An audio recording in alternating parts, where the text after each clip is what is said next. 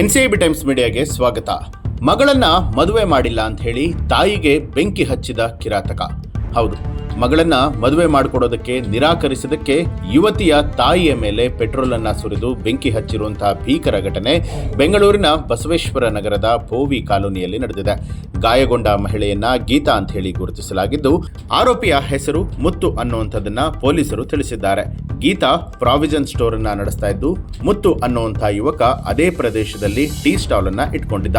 ಒಬ್ಬರಿಗೊಬ್ಬರು ಪರಿಚಯವಾದ ಬಳಿಕ ಗೀತಾ ಆಕೆಯ 19 ವರ್ಷದ ಮಗಳು ಮುತ್ತು ಒಂದೇ ಮನೆಯಲ್ಲಿ ವಾಸವಾಗಿದ್ರು ಅನ್ನುವಂಥದ್ದು ತಿಳಿದು ಬಂದಿದೆ.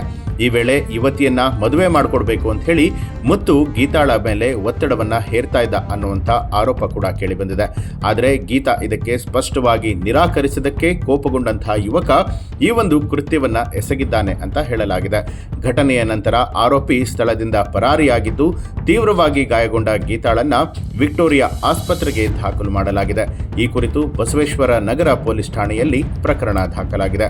ಇತ್ತೀಚಿನ ದಿನಗಳಲ್ಲಿ ಬೆಂಗಳೂರಿನಲ್ಲಿ ಇಂತಹ ಕೊಲೆ, ದರೋಡೆ ಹಾಗೆ ಹಲ್ಲೆಯ ಪ್ರಕರಣಗಳು ಹೆಚ್ಚಾಗ್ತಾ ಇದ್ದು, ಇದರಿಂದ ಸ್ಥಳೀಯರು ಆತಂಕ ಪಡುವಂತಹ ಪರಿಸ್ಥಿತಿ ಎದುರಾಗ್ತಾ ಇದೆ. ಈ ಬಗ್ಗೆ ಮುಂದಿನ ದಿನದಲ್ಲಿ ಪೊಲೀಸರು ಹೆಚ್ಚಿನ ಕ್ರಮವನ್ನ ಕೈಗೊಂಡು ಸಾರ್ವಜನಿಕರಿಗೆ ಬದುಕೋದಕ್ಕೆ ಅವಕಾಶವನ್ನ ಮಾಡಿಕೊಡ್ಬೇಕು ಅಂತ ಹೇಳಿ ಸ್ಥಳೀಯರು ಆಗ್ರಹ ಮಾಡಿದ್ದಾರೆ.